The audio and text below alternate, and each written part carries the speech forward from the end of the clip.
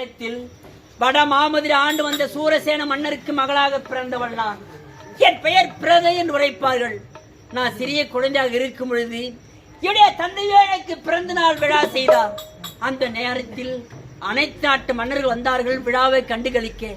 பார்த்தார்கள், மன்னருக்கு தேவையான பொருட்களை வாரி வாரி கொடுத்தார். ஆனால் குந்தல நாட்டை ஆடக்கூடிய குந்தபோஜ ராஜனோ தலை குனிந்து வண்ணமாக நின்றார். மன்னா, உனக்கு என்ன வேண்டும் கேள், தருகிறேன் உரைத்தார். ஆனால் அந்த மன்னன் என்ன உரைத்தார்? ஐயா, நான் மக்கள் பேர் இல்லாதவன் ஐயா, நான் குழந்தை பாக்கியம் இல்லாதவள். அதனால் இது உன் தலைமகள் பிரதையை எனக்கு ஸ்வீகாரமாக அளிக்க வேண்டும் என்று கேட்டார் குந்தல மன்னர். எந்த தாய் மாறாது, எந்த பெற்ற தாய் தந்தை ஒரு மகனை கொடுப்பார்களா? பிள்ளைகளுக்கு தானமாக யாராவது கொடுப்பார்களா? செல்வமே என்னை கொடுத்தா எதற்காக? நமக்கு இருக்கின்றார்கள் 4 செல்வம், ஒரு செல்வம் கொடுத்து விடலாம் என்று என்னை ஸ்வீகாரமாக கொடுத்தார் குந்தல மன்னருக்கு. அப்படியா? நாட்டிற்கு கொண்டு வந்தார். பிறகு நாட்டின் பெயரோ குந்தல நாடு, அவர் பெயரோ குந்தபோஜ ராஜன். எனக்கு குந்தி என்று பெயர் வைத்தார். வளர்த்து வந்தார். நான் 5 வயது சிறுமியாக இருந்தேன். அப்பொழுது தூர்வாச முனிவர் நாட்டிற்கு வந்தார். வந்தவர் என்ன செய்தார்? உன் மகள் இருக்கின்றாளே பிரதை, இந்த குந்தி எனக்கு பணியோடு வேலை செய்ய வேண்டும் என்று கேட்டார் அந்த தூர்வாச மன்னர். அதே போல் என்னை அவருக்கு நான் பணியோடு வேலை செய்யும் பொழுது அவர் எதை நினைக்கின்றாரோ அப்போதே நான் எடுத்து சேகரிப்பேன். அப்போது மனமகிழ்ந்தார். ஆஹா, இந்த 5 வயதிலே இந்த பிள்ளை நாம் எதை நினைக்கின்றோமோ அது நம் முன்னால் நிற்கின்றது. அப்படி இருக்கும் பொழுது மனமகிழ்ந்து அவர் ஆசிரமம் செல்லும் பொழுது எனக்கு 5 மந்திரத்தை உபதேசித்தார்.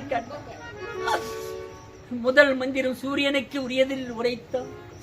2வது மந்திரம் வாழ்வு தேவனுக்கு, 3வது மந்திரம் தேவேந்திரனுக்கு, 4வது யமனுக்கு, 5வது மந்திரம் அஸ்வினி தேவருக்கு என்று எனக்கு 5 மந்திரத்தை உபதேசித்தார். முதல் மந்திரமான சூரிய மந்திரத்தை உச்சரிக்க வேண்டும் என்று நான் மாலை நேரம் ஆதவன் மறைய நேரத்தில் நான் சூரிய மந்திரத்தை உச்சரித்திருக்க உச்சரித்த உடனே ஆண்டவர் என் முன் நின்றார். குந்தி, உனக்கு என்ன வேண்டும் என்று கேட்டார். சுவாமி, மந்திரத்தை மகத்துவத்தை அறியலாம் என்று நினைத்துதான் இந்த மந்திரத்தை உச்சரித்தேன். அப்படி இருக்கும்படி என் முன் நின்று விட்டீர்கள். நான் வருகின்றேன் உழைத்தவுடனே என்னை பார்த்தவுடனே என்னை கட்டிப்பிடிக்கி ஓடி வந்தார் அந்த சூரியன். அப்படியா? சுவாமி, நான் சிறிய குழந்தையாக இருக்கின்றேனே, பால்மனம் ஆறாத குழந்தையாக இருக்கிறேனே, என்னை பார்த்து கட்டிப்பிடிக்க வருகின்றீர்களே, என்னை நீங்கள் கட்டிப்பிடித்தால் ஒரு பொம்மை எப்படி கட்டிப்பிடித்து அந்த சுகத்தை அடைகின்றீர்களோ அதை போல என்னை சுகம் அடைவீர் என்று உரைத்தவுடனே அவர் என்னை பார்த்து மலரே என்று அழைத்தார். நான் மலராத மொட்டாக இருக்கிறேன். இருந்தவுடனே என்னை பார்த்தார். அவர் மீது இருந்த அக்கினி ஆடையை என் மீது வீசி எறிந்தார். மீது வீசி எறிந்தவுடனே நான் மங்கை பருமாய் விட்டேனா? குழந்தை பருவமாய் இருந்தவள் மங்கை பருமான உடனே நானும் ஆண்டவரும் ஒன்று சேர்ந்தோம். ஒன்று சேர்ந்தவுடனே தேவ பிண்டம் இரவு தங்காதன் உரைப்பார்கள். நாம் இருவர் ஒன்று சேர்ந்தவுடனே எனக்கு ஒரு மகன் பிறந்தார். அந்த மகன் நீதான் கண்ணா. நீ பிறந்தவன் எப்படி பிறந்தாய்? ஒரு செவியில் குண்டலத்தோடும் மார்போடு ஒட்டிய கவசத்தோடு பிறந்த செல்வம். அப்போது பார்த்தேன், சுவாமி, நான் தவறு செய்து விட்டேன். சுவாமி, நான் தவறு செய்து விட்டேன். எனக்கோ திருமணம் ஆகவில்லை. மனமாகாத முன்பே ஒரு குழந்தையை பெற்று விட்டேனே. கழுத்திலே தாலி இல்லை, களத்திலே குழந்தை எடுத்து நாட்டுக்கு சென்றால் நாட்டு மக்களை பார்த்து கேவலமாக பேசுவார் என்று உரைத்துவிட ஆண்டவரிடத்தில், குந்தி, உனக்கு குழந்தை வேண்டுமா அல்லது முன்போல் கன்னி பருவ வேண்டும் என்று கேட்டார். பெற்று கொடுத்து எந்த தாயாவது வேண்டாம் என்று உரைப்பார்கள். எந்த தாயாவது ஒரு குழந்தையை வேண்டாம் என்று உரைப்பார்களா? நான் என்ன செய்தேன்? ஊர்வசைக்கு பயந்து, சுவாமி, எனக்கு இந்த பெற்ற குழந்தை இல்லை என்றாலும் பரவாயில்லை, எனக்கு முன்போல் கன்னியாக போக வேண்டும், நான் கன்னியாக இருக்க உரைத்தேன். அவர் என்ன தெரியுமா செய்தார்? குந்தி, இந்த குழந்தையை என்ன செய்ய வேண்டும் தெரியுமா? நான் ஒரு பேழையை வர வைக்கின்றேன்.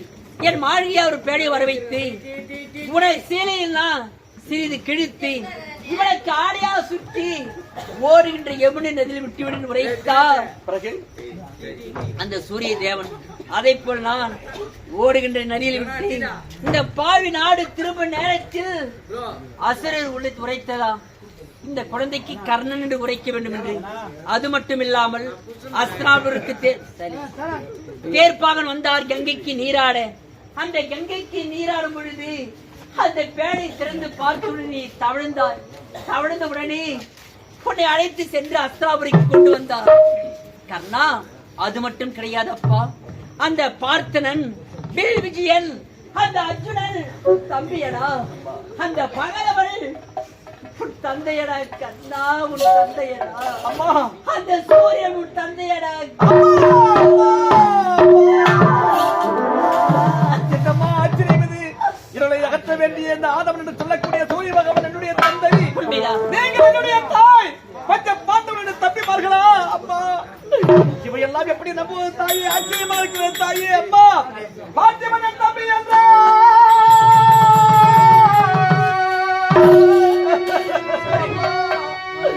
அந்த பகலவன் என் தம்பியாகுமா?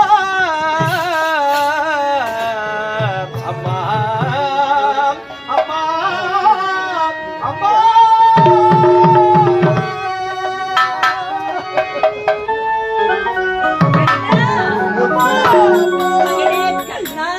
தாய் யார் என்று தெரியாது, தந்தை யார் என்று தெரியாது. இப்போதைக்கும் சமயத்தில் ஈகுலத்தோன் தேரோட்டியின் மகள் பிறப்பேரர் என்று சொல்லிக் கொண்டிருக்கும் சமயத்திலே இந்த நேரத்திலே நீங்கள் வந்து நான் தான் உன்னுடைய தாய், இருளை அகற்ற வேண்டிய ஆதவன் என்று சொல்லக்கூடிய அந்த சூரிய பகவான் உன்னுடைய தந்தை, பஞ்ச பாண்டவருடைய தம்பி பார்களா தாயே?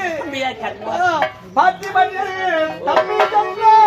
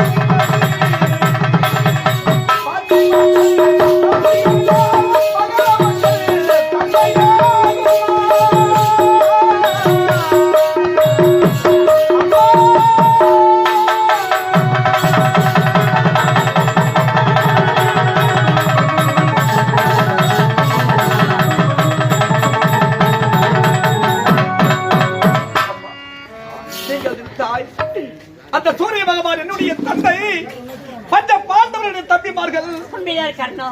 இதையெல்லாம் நான் எப்படி தாயே நம்புவது? அம்மா, இதையெல்லாம் எப்படி நம்புவது தாய்?